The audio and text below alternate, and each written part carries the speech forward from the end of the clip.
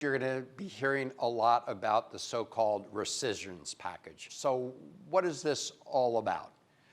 Well, Congress every year comes together to try to appropriate funds, to spend funds, to allocate funds to important national priorities. And once we reach bipartisan agreement, that bill goes to the President signed it. And that happened in this fiscal year. Congress passed a bipartisan appropriations bill. President Trump signed the bill.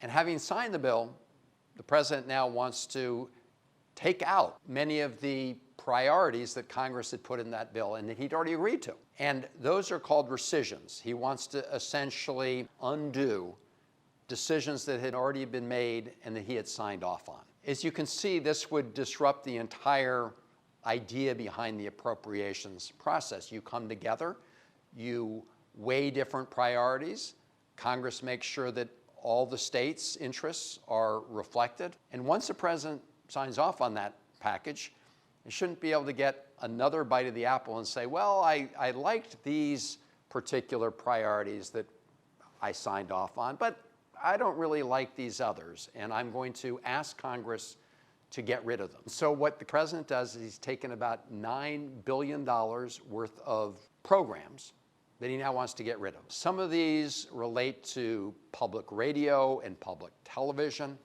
Some of them relate to very important investments the United States has made in terms of protecting global health. They want to essentially have a do-over on those issues.